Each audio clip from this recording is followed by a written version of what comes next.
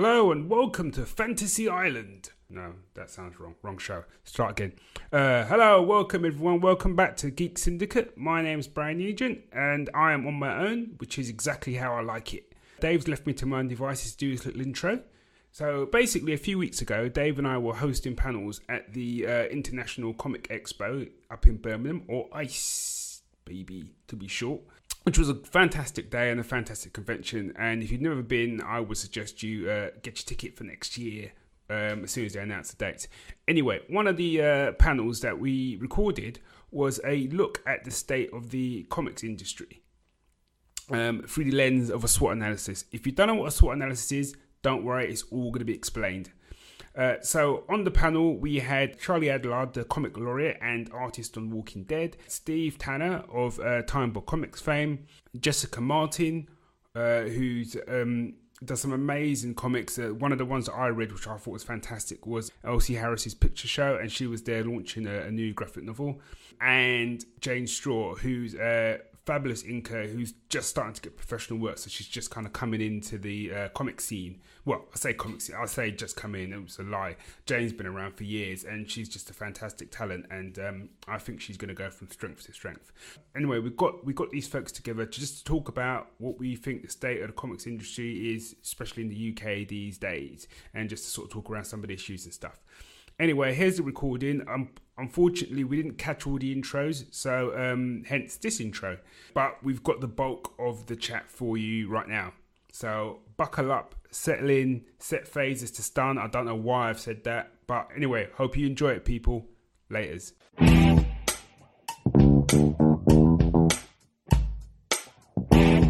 So we wanted to look at the state of the UK Comics State of the Union, and my first question, which is to the audience, has anyone here done business studies? Any kind of business course? Damn it. Right. You, sir? It was 10 years ago. Doesn't matter. Could you come to the front, please, sir? Round of applause.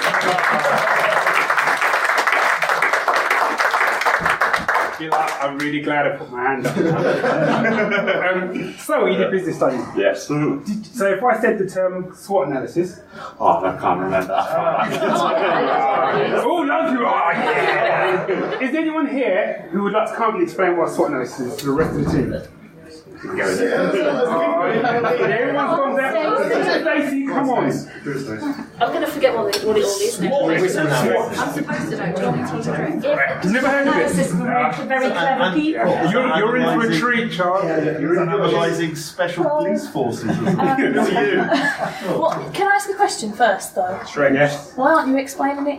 I know what it is. Am I a token? No, but that's what I mean. Hold on, hang on a second. Did you just say, am I a token? No, I think you find that's me. I meant a token weirdo. Right, okay. Just do your analysis and you can sit down. So basically, SWOT analysis is you analyse the strengths, the weaknesses, the opportunities to improve, and the threats to your improvement for whatever it is that you're doing.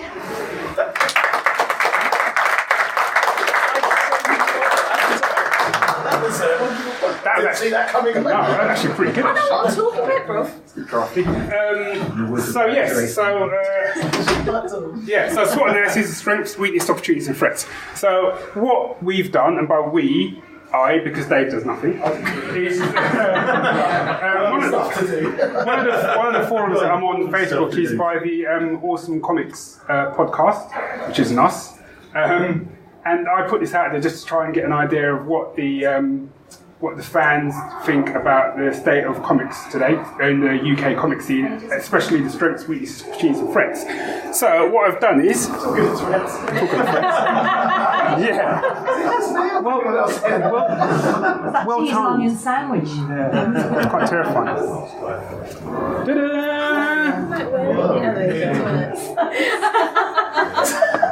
Blimey, this is like PowerPoint. This is we don't This is quite professional. Yeah. All right. Well, quite.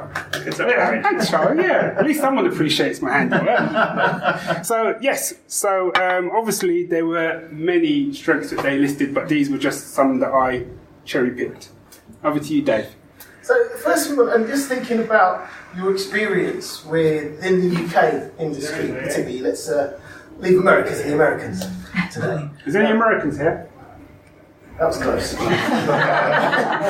But just, well, first of all, just have a look at that list. Is there anything you personally, from your experience, would want to add as the strengths of this? Anything that's been missed that you think, in your experience, has actually been really buoying up for the stuff that you're trying to do? Or you disagree with? I don't disagree with the accessibility, to be honest. Do you want me to explain? Yes. That was really nice, Charlie. Well, I think that's part and parcel of the problem with the UK/US comics industry, isn't it? Is the accessibility, because the general public just don't get an idea of what we do because it's all ghettoized in comic shops. How is that accessible to a normal person on the street? I remember the person that actually said this, and I think they were coming in from 2 points. One was sort of disagree with what you said, but because they were saying it was quite accessible. But I think what they also were saying was unlike other mediums, the creative talent is very accessible, as proven here. True. In the fact that actually you can go up to a very, very famous artist and actually just go and have a chat, have a beer, get some advice and stuff like that. Whereas actually in many other industries, that's actually very difficult to do. Right, yeah, well, yeah, fair enough. I mean, I wouldn't know, say, if you go to a book fair or something like that and there's famous authors, I don't know, do they hang around and walk the halls, or will they literally shepherd it in, do their signing, then just like film stars, just taken straight back out, and they don't walk the halls or do this sort of stuff? Well, let's follow that through. Let's take that with the first one, which is great fans. What has been your experience of fans enjoying your work? Do they make it better? Do they get a bit weird? I mean, Both. Yeah, both. Well, it's the fans that keep us employed, so you can't diss them anyway. But no, I mean, my experience with the fans has been 99% positive. Most of the time. Most of the time. Everyone now wants to know about the 1%. I love you all in this room. No, I'll shut up now. Let someone else talk. How has it been for you guys? I mean, you're here today trying to pimp your stuff. Is it encouraging? I think that it's obviously I'm at a very different level from Charlie. So the experience I have with fans is not so much fans of my particular work, but more the fans of the kind of type of comics that I'm trying to produce. And one of the nice, it's always heartening for when it shows people come up and say, "Oh, I saw you this time last year. I bought this book. I read it. I really enjoyed it." It always means a lot. It's one of the nicest things. It's one thing toiling away to produce a piece of work, and then it's another thing toiling away to try and kind of shill it and trying to get into people's hands. But then it makes it all worthwhile when then someone comes and makes you feel that all that effort was worthwhile, especially when you're at levels where you don't have a guaranteed distribution system in place, when you're relying solely on your own on yourself to try and get the work out there. Mm-hmm. I think that's so that kind of fan response. It's always terrific. And recently, the last couple of years, I've started doing an ongoing series called Flintlock, which is all set in 18th century. One of the key things about that, it's trying to, as well as telling entertaining stories, it's trying to feature strong and realistic representations of women. And one of the most heartening things has been, since Flintlock came out, is that I've had a lot of kind of female fans or females who bought the book come back to me and saying how much they've enjoyed it, and that's been terrific. That's been really great. That's my experience. I'm still getting used to calling people fans. It's strange to me. But I think what I've experienced is also having professionals that are fan of your work, and I think that's very encouraging as well. knowing that you put in all that hard work and even the professionals acknowledge it and take pleasure in it. I think that's also a great thing about the industry, is that even professionals have professional fans. so that's really fun and encouraging. You're trying to achieve something that's quite niche, Jessica. Are you finding the encouragement from fans to help you along, or is it difficult? What is it? Well, I'll try and be as brief as I can. So I've been in the comics industry, which it is an industry. People work. It's not about any fame will do, which happens in showbiz more times than I can tell you now, especially with all the reality of blah, blah, blah. But in comics, it is about imagination and skills. Craft, which seems to be a dirty word in the modern day. People want everything, not only fame, but they just want everything instantly.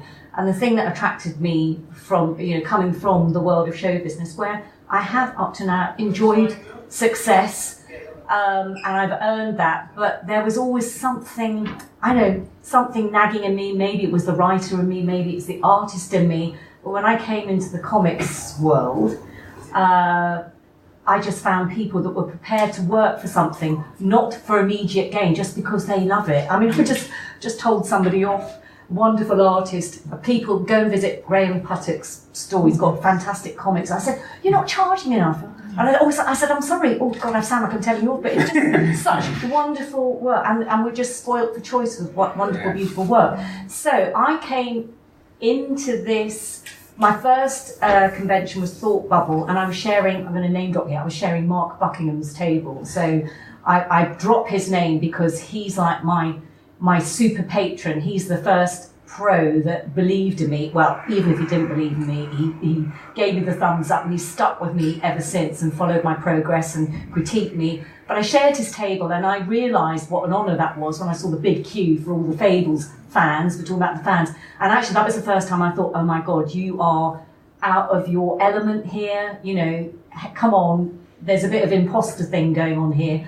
This guy's worked for Vertigo for how many years, and he's got these it was like seeing somebody, a rock star with their lineup of fans. But by the same token, I got kind of excited, oh, that's something to work towards, to earn the respect of people that will come and pick up a book or a piece of your artwork, and that is as meaningful as a hit single or a photo.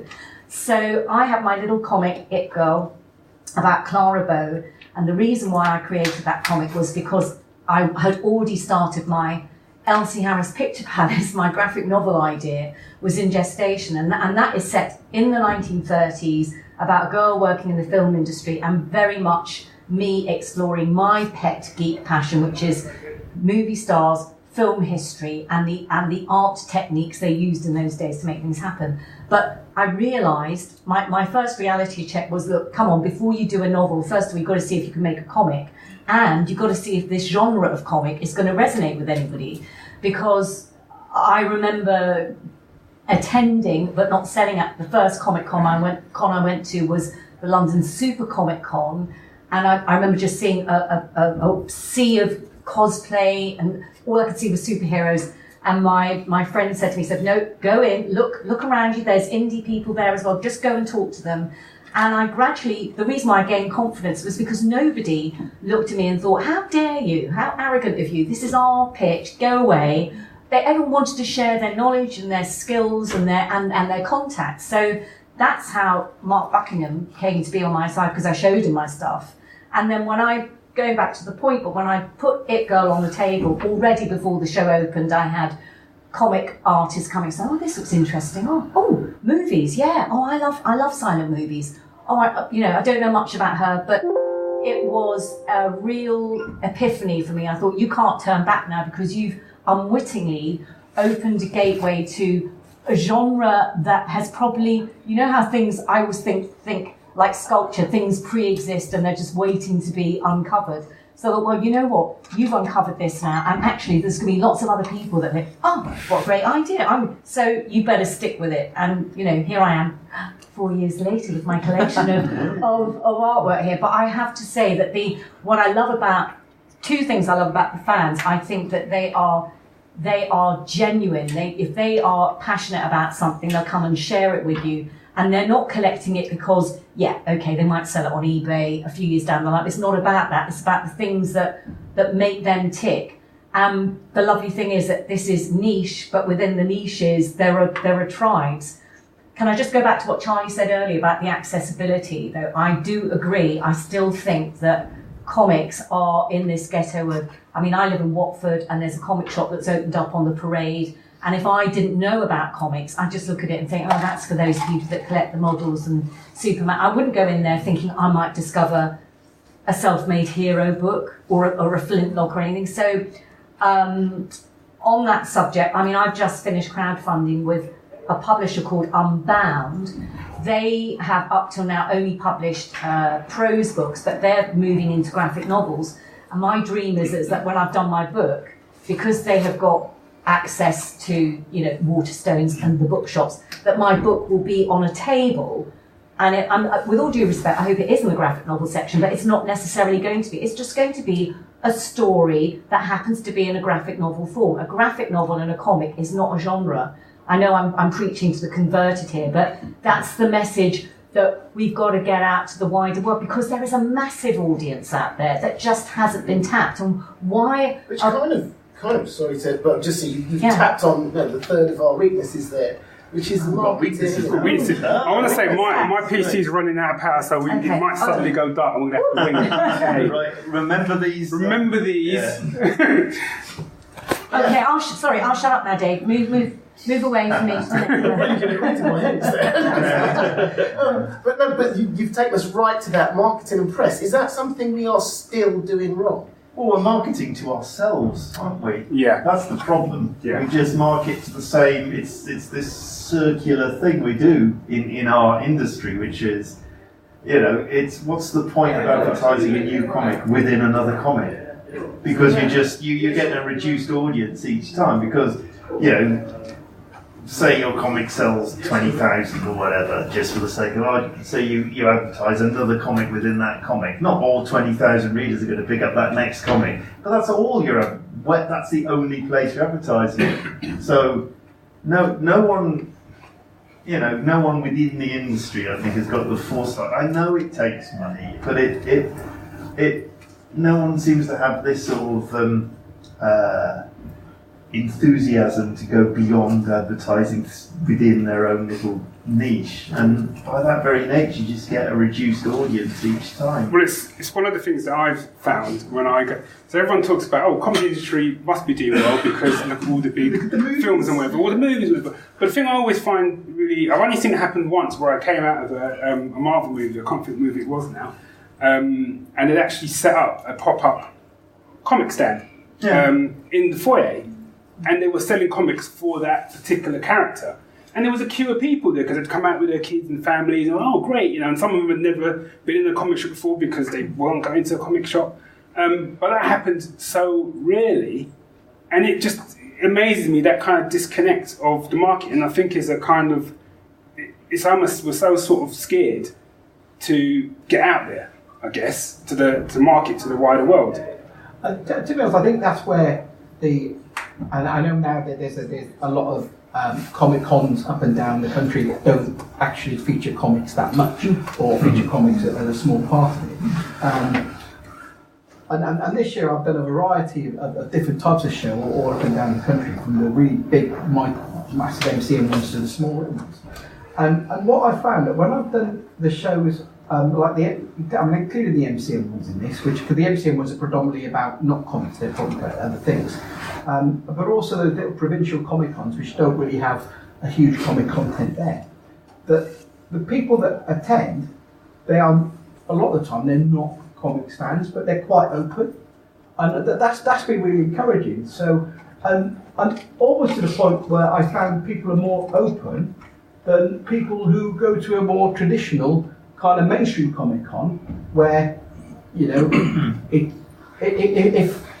you're working for Marvel, a DC, or Image, you're a real big draw. But people may not necessarily be interested in what you're doing if you're not in one of those kind of top tiers. And I found that those kind of smaller provincial shows, people seem to be quite open and quite willing to kind of check out what you're doing, and be invested in and take a look at it. So the market is there.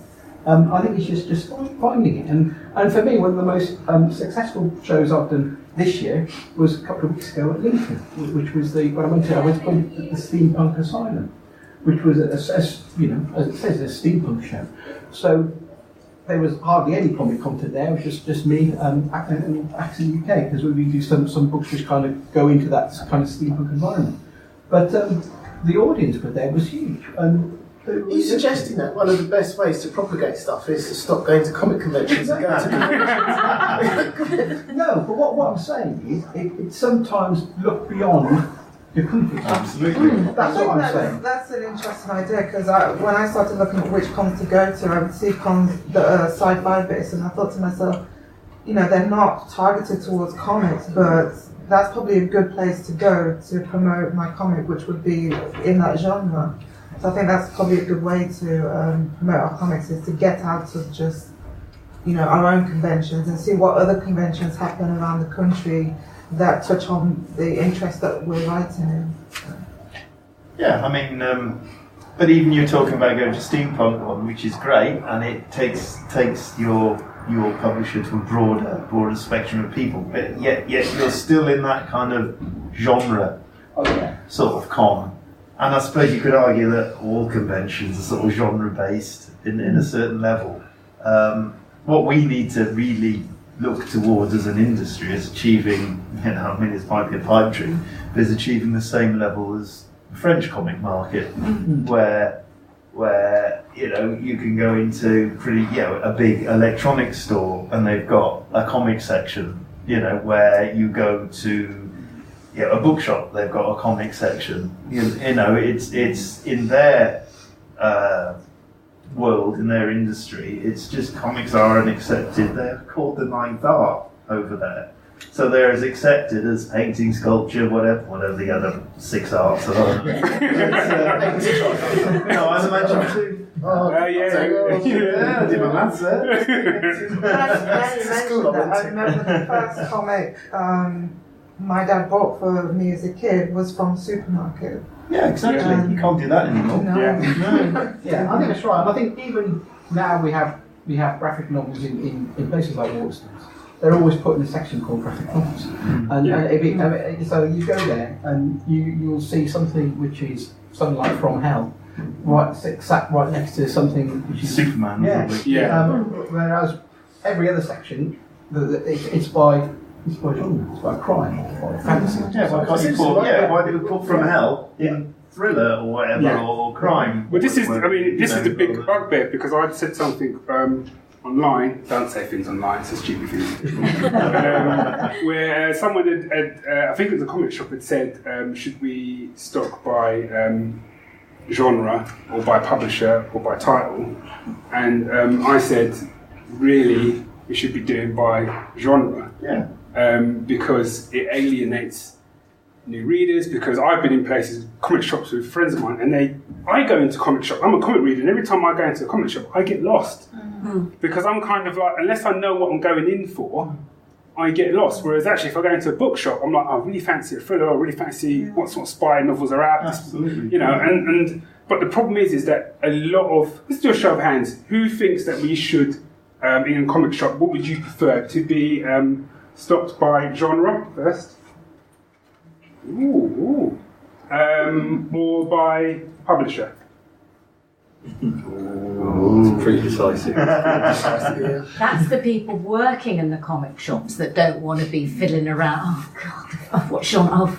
You're making more I suppose it gets difficult if something crosses genres. It's like, how much shelf space have you got? Which is where digital online, it's quite easy to have something in several categories. Yeah, but let's be honest, bookshops have been doing it for years. I don't think it's it's not going to be rocket science. But also, the publisher in a bookshop tells the bookshop what genre it is. Yeah. So it's not up to the bookshop. The bookshop doesn't sit there scratching their head going, what's this one? Where should we play? It comes in, this is it will have a description. So what's wrong with the publishers doing the same thing? This is a superhero comic, this is a thriller, this is a whatever. It's again, it's an easy thing to do. It's not a hard thing. And I mean, what other industry categorizes stuff by publisher? Yeah, you don't go to a record shop and look through the EMI section or whatever. You don't go into, like I say, you don't go to a bookshop and look through the Penguin section. Or whatever. So it does. The more you think about it, the more ridiculous it actually is. Why is our industry is a complete anomaly all the way through it. Well, let me specify, our UK American industry is an anomaly. I'm sure the French and the Japanese and everything, they've got themselves pretty much sorted in terms of that. And the French, again, sorry to harp on about French comic books, but you go to a French comic book shop or a shop that stocks comics, they are stocked by genre. They're not stocked by publisher. You don't look up the Delcourt section, you don't look up the Soleil section or whatever. Everything is in, genre. So exactly like any other shop. So one of the things that someone had said, this is a bit of a hot topic, this one actually, where they really talked about comic quality, and obviously mainly leaning towards indie. And what they're saying is you could look at it as a strength for all weakness, is the fact that actually basically anyone nowadays can put out a comic. You just got to put a comic. But what they're saying is that because of that, and there aren't really any gatekeepers as such in the indie scene, that the level of quality is very variable. Now, in terms of product or just literal quality of print and of product? Probably all of it. Which is something you don't get in, say, books. Yes, you can self-publish books, but to get them into bookshops and stuff is a whole set of hurdles you've got to jump over. Speak from personal experience. So,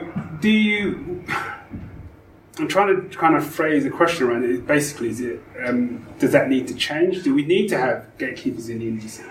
I don't think we need to have gatekeepers, but I think it's very much, it is the elephant in the room. I think certainly, at the people who kind of go to things like the Comic Village and shows, it's something we always, because we're all very supportive of each other. That's one of the nice things about the comics community in the UK.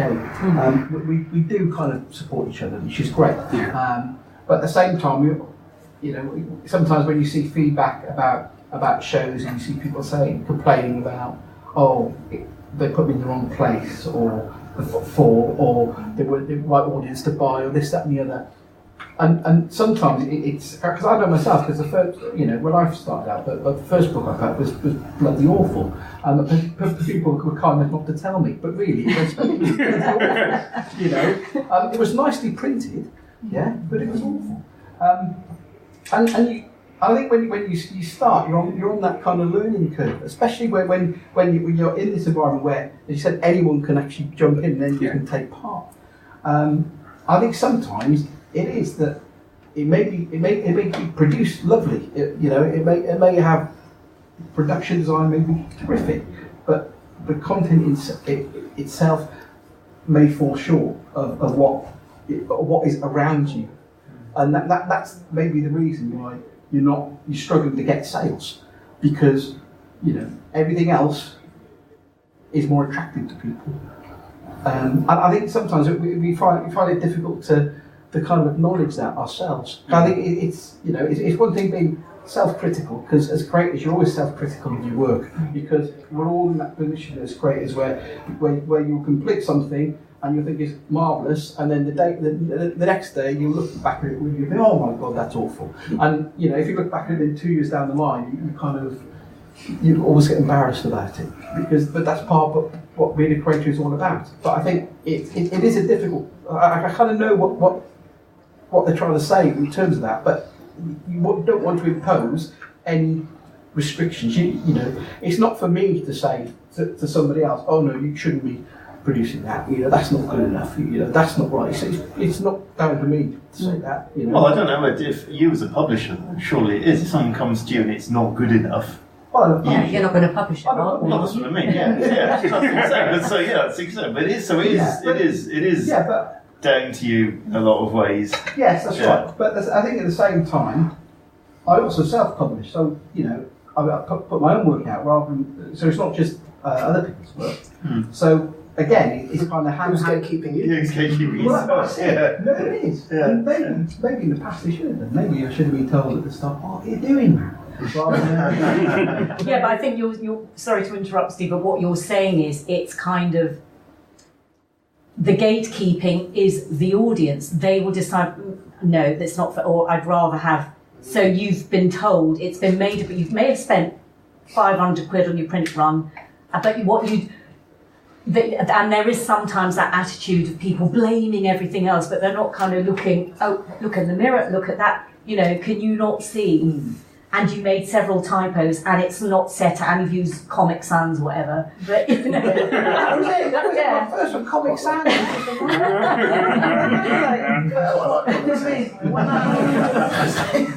I mean, this is an area that I'm particularly passionate about because I value quality so much. And I remember when I decided to go into inking, I didn't, ink a page and then take it to professionals and say, hire me.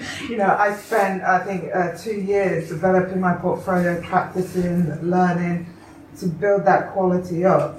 And by the time I showed my first portfolio, the response from the professionals was amazing. Like, it was incredible. And I would love for people who are new to go through some kind of apprenticeship of some sort, some kind of mentoring, so that they can, improve their work, whether it's in writing or in art, and get to that stage where they can, what they put out is now of a sufficient standard that it's good, Now you came through, it's like I read your mind, mentoring programs. Because you went to Comics Uncovered. I went to Comics Uncovered, and before that I went to, when I first decided that I wanted to go into comics, that was in 2007. I looked online for any courses at college or university, like, where can I learn this stuff? And I found one.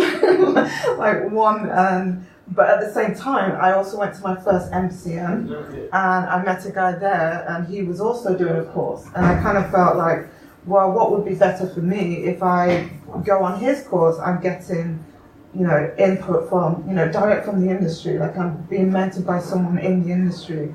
But if I go to college, I'm not sure what I'm getting. I don't know who the person teaching me is, so I don't know what I get. So I chose to go through this guy who was exhibiting at MCM, and I joined his studio. He had a 10-week program on how to create comics, and he was the one that encouraged me to go into inking. And that's how I went through it. And then years later, I joined Comics Uncovered, which, for me was an amazing opportunity because the big publishers don't come here. So it was an opportunity to showcase my work. And also, I was particularly interested in editing, which is very much undervalued, especially by indies. Like, they don't edit, they don't look at that, but it's an important part of the process which needs to be valued. So all those things have helped me to get to where I am, and I think it's important for newcomers to understand that there are things you need to learn before you get a table and start promoting your work. And then Jessica had Mark Buckingham looking over your shoulder, which must have been amazing. So when you started putting your stuff out, Steve, who was looking over your shoulder? My wife. Was that a good thing? Oh, well, it depends who you ask, really. She's not in the room. Just checking. No, I mean, to be honest, it was again, like for most people that get involved with comics, especially if you're going to start going down the self-publishing route, it's the passion and the desire to produce something. I mean, I dabbled in comics many years ago, back in the 90s, and then kind of drifted away. And I got back into it by going to the very first Birmingham International Comics Show in 2006. It was. That's my fault. It was the first time I'd been to a Comic Con for many years, and I was there was all these guys who'd done all their own kind of self-produced books, and they looked phenomenal. Because I remembered previously going to cons. This is back in the 80s and 90s, and effectively self-publishing was kind of strip scenes. One or two you get a glossy cover, but you could tell there's a definite demarcation between the pro books and the kind of self-published books, and suddenly that line had vanished, and these guys were putting stuff out which looked great. And I came away from that event with a determination that for the next year I would be back at that show behind the table with my own book, and that's what I did. And it went from there. So it was, for me, it was very much the initial desire and passion and wanting to actually be part of something which seemed really great fun to be part of. If I'd have known, if I'd have known then what I know now, probably wouldn't have. I'm quite interested because this is under the section opportunities. So when you put that. When you got that feedback, Barry, what did they mean by comic shops in terms of opportunities?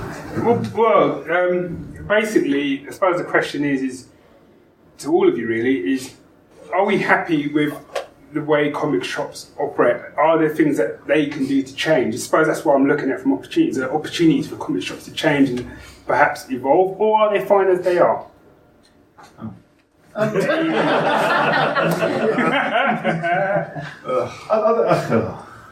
I think again, it's not just comic shops, is it?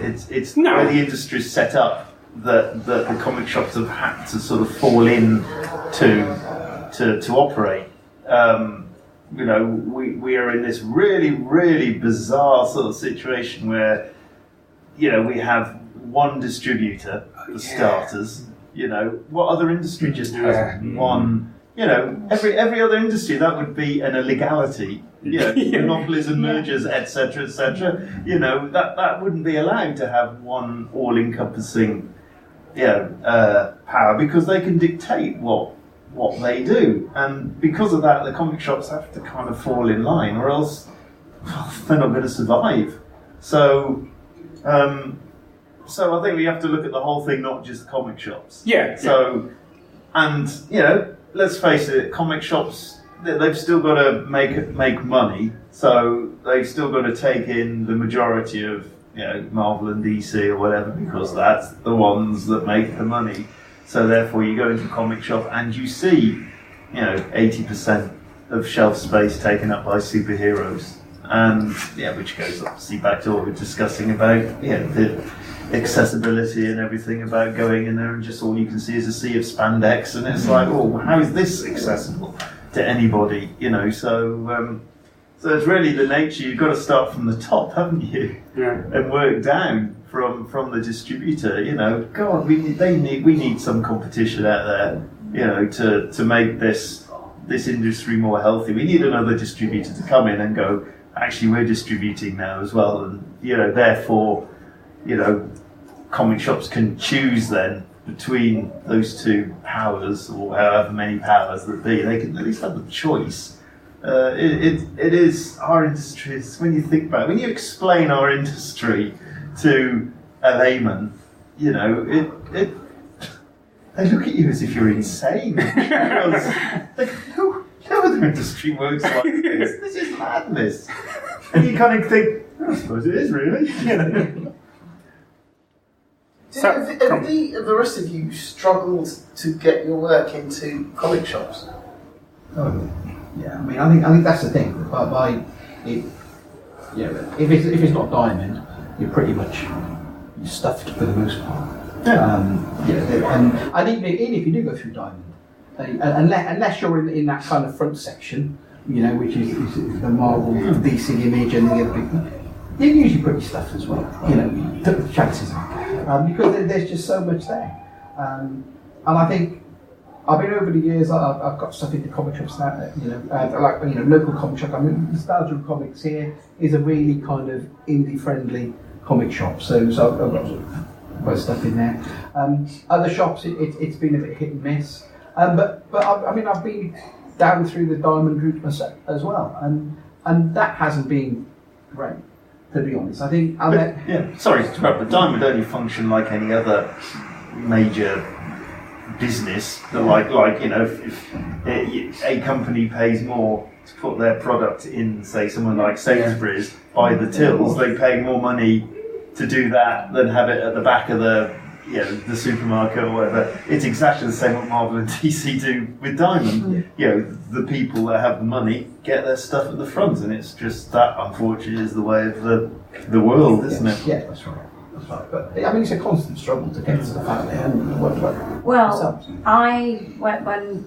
We mentioned It Girl, the very first comic that I did. Sorry, I'm not aging. I'm just tired. It's good to know.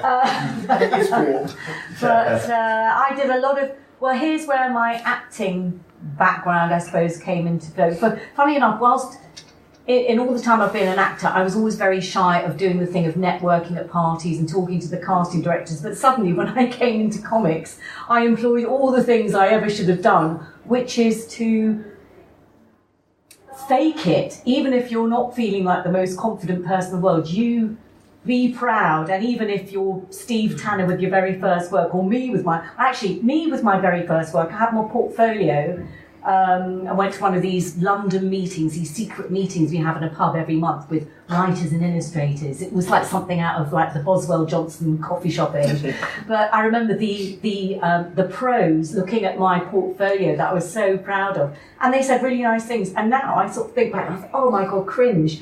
But I think because of my naivety and enthusiasm and my wanting to be, I want to be on that shelf, want to be in that shop. So. Two major shops indie shops in London are Orbital and Gosh, and I won't mention which one, but in one of those shops I faced the gatekeeping thing where I went in and I did my spiel, hey, I've been a big hit at Thought Bubble, you know about Thought Bubble, and I got we'll get back to you, and in the meantime, good luck. And there's a zine fair in Bristol, you should think about maybe getting a table there. And the other place was actually, they almost didn't look through it. They just thought, wow, God, this alien being coming and saying, hello, I've got a comic and it's about a movie, so something a bit different. And they thought, yeah, come on, give us a view, let's see how it goes. And actually that shop then, the person who was very much on my side, I thought he actually kind of worked in the shop, and it turned out he was just like an events manager. He's working in a bigger place now. But he just kind of could see opportunities. And I think part of the thing is, and excuse me for saying this, and I'm not being homophobic by using this sentence, but you know that Little Britain sketch where they had the only gay in the village? There is something a bit proprietorial about anything that is a niche thing and it invites enthusiasm and people. I started, this is my thing, and I don't want it to be popular. I don't want everyone else. I think there's something, and like a superstition, that if we start getting people that might know things, you mentioned, is there anybody who's studied business? Oh my God, they've done it no, this is all kind of Heath Robinson, it's all having a go, we built the city on rock and roll. No, get some Alex, my social media guy there. Alex, social media. I'm going to out you now. So Alex, like myself, he's also an actor, but in between, now he's a very sensible person. He knows that acting is capricious. The wind can be blowing this way, you're in favour, out of favour. So in between jobs, he was working for a yogurt company called Snog doing marketing. And I just said to him, when I had my first graphic novel, Elsie Harris Picture Palace, out, and it was a lovely, well-produced book, but published by a very small company whose main sales were from a website. And I knew that I had to do something. If I really wanted it to be more than a vanity project, I needed to get it out into people's hands.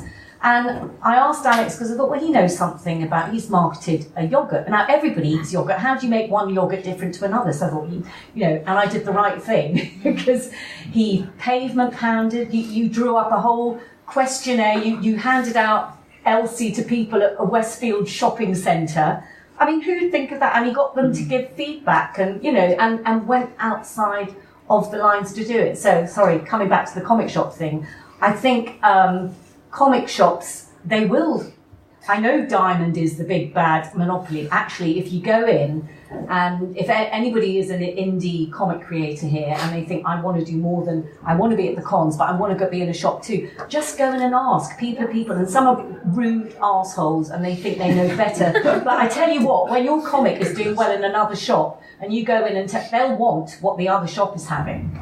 It's just simple, it is simple economics. And unfortunately, see, as an actor, we suffer from that thing too. Oh, I don't want to dirty my hands with money. Let an agent deal. You know, get real. It costs money to put the hours in. It costs money to pay for a print run. It costs money to travel. You need to be making some money back. So own it and charge the money that you need. Just steel yourself. And if somebody really wants that work, I mean, I've turned away a couple of people. They weren't prepared to do the deal, and I thought, it's early in the day, I'm not negotiating now, sorry. I might at the end. But, you know, take it seriously, because it is better than everything else out there. But we can't keep it insular. Gotta, you know, like Charlie says, and Charlie is a great person to be, you know, waving the banner, because you've got the mainstream fame and the mainstream voice, so you know you should be. It is possible, kids. Yeah, you know,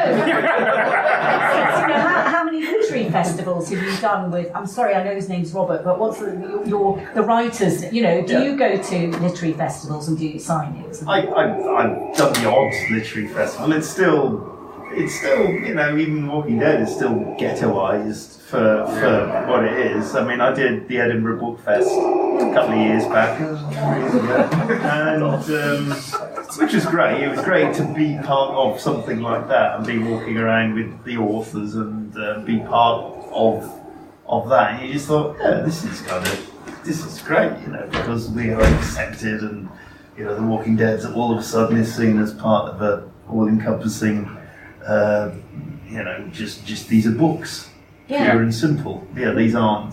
You know, it's not over one in corner, we've got comic books and everything, we've got the novels over here. It was just like, it's on the table with everything else. So, yeah, I mean, obviously fame does open more doors and gives you a broader spectrum of audience to talk to. But then you still feel like you're making up excuses within, you know, because you still feel that sort of vague sort of being looked down upon as well. You know, I'm here as a comic book person. No, you're there as an illustrator. Isn't that the term that you know? We see, well, don't get me, I mean, this is a completely off tack, I know, but one of my big bugbears is the word graphic novel. Anyway, I think it was coined by an industry scared of the fact that comics, for some reason, represented the idea of children, and therefore we best call a certain type of comic a graphic novel. You know, and again, it's like what other industry, you don't call a certain type of book or a novel, you know, by another name. You don't call a record by a certain other name if it's a different type of genre or whatever. So, you know, for my mind, everything is a comic. You know, the Japanese don't, well, they call it obviously manga, I know, but they don't have different names for it over there, you know, and I just think it ghettoises it even more by calling it graphic novel, because that's sort of sealing off, saying to an audience, oh, you're too immature to read this graphic novel that I have drawn. It's not for you, you know, you comics readers. This is a graphic. This is me aspiring to the audience that goes and sits in coffee shops in Waterstones and stuff and strokes their chin a bit more and. All of those things. But just moving on, because unbeknownst to you, Barry has clicked the button, and we're now on threats. And the one that stood out to me, it's all in capitals actually, is kids. Yeah. Because kids are far more terrifying than you would believe. Yeah. But you're suggesting that procreation is a threat to comedy? It's a threat to the human race, basically. No, the reason why it's down there is the worry, and I keep hearing a lot of creators say this, is this idea of now when you look at, and I'm going to go like your mainstream stuff, so you look at your DC and Marvel stuff, is that I was talking to some parents and saying, they wanted to get a Batman comic for their sort of little kid, and when they went and they looked at Batman comic, there was no Batman comic that they thought was appropriate for their kid. And I thought back to when I was a kid, and to be fair, there was some stuff I probably was reading that I probably shouldn't have been reading, but I do remember reading the DC and Marvel stuff and feeling that that was appropriate for me. But what's happened is all the kids like me have grown up, started doing their own comics and stuff, and have written them for people of our age.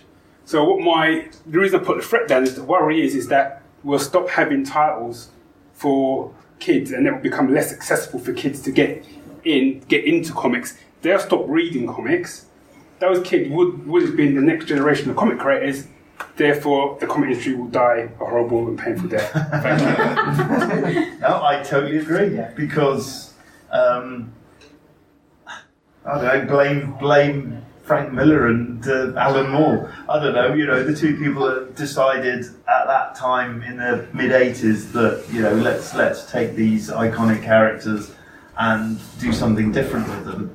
Everyone has been trying to copy that ever since. But they've been just copying it. They haven't been doing anything else with it. Ever since that moment of The Dark Knight and Watchmen, we are still doing the same thing. And we seem to think that bloody superheroes are just people with their underpants on their outside. any character that is a look, surely that is for kids, not adults. I mean, blame Christopher Nolan for bloody doing those ridiculous Batman films. I'm sorry, but I do think they're ridiculous. We got that. Because It's doing World War II now, don't need to worry about it. because, you look at his movies. And, I love Dunkirk instead, that was great. But, and I love Memento, But those Batman movies, I just remember seeing them once and just thinking, that'll do. And also I'd dutifully traipsed to the cinema to see all three in the vague hope that it might actually get a bit comic booky at some point. But, and you're just thinking, hang on, we're taking seriously a man who dons a bat suit and changes his voice accordingly, going around going like this. As soon as Christian Bale uttered that, you just always take that seriously, and you've got Tom Hardy wandering around doing that weird accent in Bane. What do you think? But it's also bloody serious, and superhero movies, that's why I love, if you're talking movies anyway, sorry I'm digressing a bit into movies, but that's why I love things more so like Guardians of the Galaxy or something like that. That has a sense of fun to it rather than those bloody DC movies, for crying out loud. I mean, but it's self-perpetuating. It goes down to the industry then. It goes down to the comic industry. I've genuinely got a sense that we could end the panel, everyone could leave, and you'd still be going. I got quite disheartened. I rang my wife actually about half an hour before this panel started. I was like, I want to buy something for my 6-year-old. And I walked around twice and saw nothing I thought was appropriate to buy for But this isn't the superhero industry. That's the ridiculous thing about it. The mainstream superhero industry, which basically is focused on 40-something-year-old men. It's as simple as that. Nostalgia fiends who harken back to a golden age or whatever, always hoping there'll be another golden age. And all they're getting is this regurgitated sort of nonsense that is, meant to be for mature readers. Yeah, but it's superheroes. It's just ridiculous. Next. I said at the beginning the scent of geek was the scent of lost dream. Anyone else have a different opinion? Well, I'm going to plug my book now because it's my book, Elsie Harris Picture Palace. Paul, have you got a copy there on your lap? I haven't, I'm afraid. Well, but some of the feedback, so I had a woman who came to my stall at the London Film and Comic Con, and she just looked at everything. I wasn't pitching it, and she said, there's no great, there's somebody with a copy of it. There's no objectification of women. She said this is just a story that happens to have women in it doing, and one of the reviews for it said in the best possible way that there was there's nostalgia because it's set in the 30s, but he rightly identified that my influences have sort of come from I used to collect vintage annuals, and there used to be a comic called Girl, which was the sister comic to Eagle, and there were wonderful stories with real girls in it who had aspirations, and they would, stories. that's right, and they'd get careers and stuff, and they'd go through terrible misfortune, and Elsie goes through, she's got all the rocks thrown her way you could possibly, so there's all of that, and it's fast moving, and I hands up, it's old fashioned, but in the best possible way, because I have 2 teenage children, and I was very alarmed when my 6-year-old daughter told me that she'd stood up in class and her PowerPoint monologue was something about the dark web, and I was thinking, no, don't tell me. I mean, she's spouting all this stuff, and my son said, Mum, I think you'll probably feel a bit sick, but this is what I'm watching at the moment. It's Hannibal. And oh my God. I did have my children fairly old, so there's probably a bigger generation gap than ever, but I'm thinking, where is the innocence? And it doesn't have to be mawkish, silly innocence. It's just about telling a good story, I mean, if we want to take a cinematic example, I think like the Indiana Jones series, and I love those, and I love Steven Spielberg, and he just tells a good story and does it with the baddies being punished, but not being given 10 different forms of garroting and dismemberment and everything to get your point across. It's just about, taking people on a journey, and yes, regardless, I don't want to get on a high horse about morality and immorality and all those other things, but it is that thing of, why can't people just have faith in their own ideas, their own stories? Why do they think that, so-and-so's scoring with this, so I'm going to get on that bandwagon? Or rather, if we're going to name names, but the big comic companies not allowing, saying they want originality, saying, we're going to do a rebirth or whatever, but they don't. They just want their markups, and they just want their merchandise being sold. And it sounds really, really terrible and sad when we talk about, there's a monopoly and how are we ever going to break through. But actually, that there is a downside, but on the upside, there are so many people here today exhibiting who aren't part of that big monster, and who still believe, and they're selling their stuff.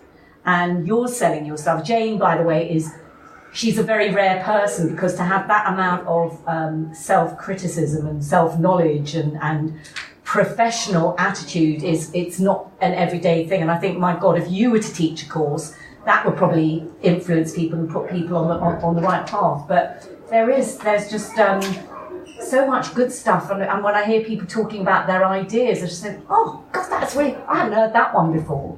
But but I think don't keep quiet about it. Just do something, or even if you can't do it yourself. I mean, I'm very privileged, because I suppose I've got the wherewithal to do things. Sometimes people can't, but you can collaborate, and if you're going to collaborate, maybe you can find somebody who's got some money who'll collaborate and help it all happen. And then there's all the other things. There's crowdfunding, and then there's just doing zines. So when we were talking about the level of quality, I think that's it's an arguable thing. Like, you want to see good quality, but on the other hand, there is the lovely thing of that people just love people making stuff, and sometimes it could be a really kind of weird, just like stick men on a fold out cutout, but another person will see a treasure in that. So I think it is. It's a very. There are the big boys running the show and all of that, but on the other hand, we are living in a democratization time, and there are less gates now than there were years ago. I sort of think, coming into this industry now, I think, wow, if you want to learn about something, you can find a tutorial on YouTube. Where there's no reason, if you really want to do something, you can't have a go. And then if you are bankrupt at the end of it, be sensible and get a real job.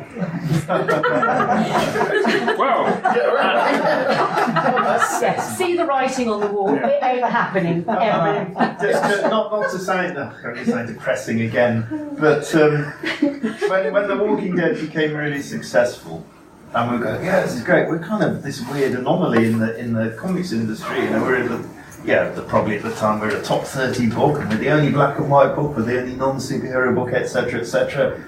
This'll start a wave of other books doing the same thing, all coming in and shaking up the industry.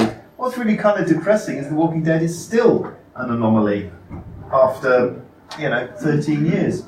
And you just think, we haven't done anything. We haven't changed a bloody thing with The Walking Dead. You know, we thought, yeah, the odd comics come in here and there, Saga or something like that, but, you know, kind of Image still, apart from those two, still kind of languishes, you know, sort of the nether regions of the top 100, 200, whatever. I don't really look at the charts, but I find that quite depressing that even the industry didn't wake up to something different, something else.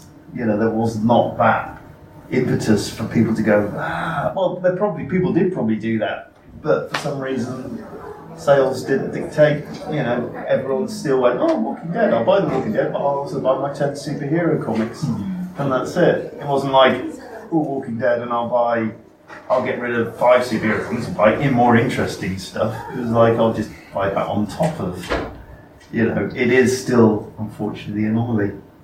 And on that note, we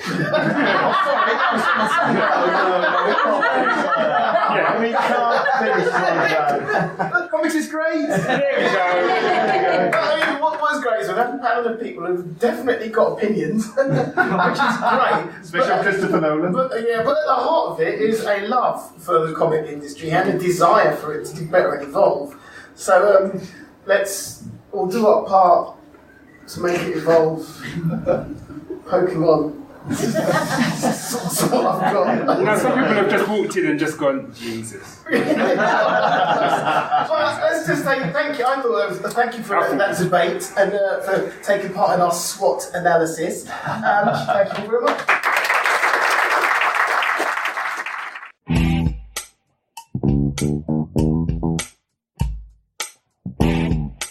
And that was the panel. Hope you all enjoyed that. I think there's a lot of food for thought and a lot of work still to be done to get UK comics. Well, forget that. To get comics in general where they need to be, which is right up there alongside books and films and games as a competing medium. Anyway, that's it for me. So I'm out of here. As always, people, if you want to get hold of us, just find us and give us a squeeze. But failing that, you can email us at thegeeks@geeksyndicate.co.uk. We're on Twitter @Geek Syndicate. We're on Facebook. We're on Instagram. We're everywhere. We're like a plague. We're like a turd that won't flush. I know I'm not doing us any favours whatsoever. So I'm just going to leave. I'm going to get my coat, my hat, and I'm out of here. Anyway, peeps, we will see you soon on another episode of Geek Syndicate. This is Brian Nugent, aka The Nuge, and I'm out.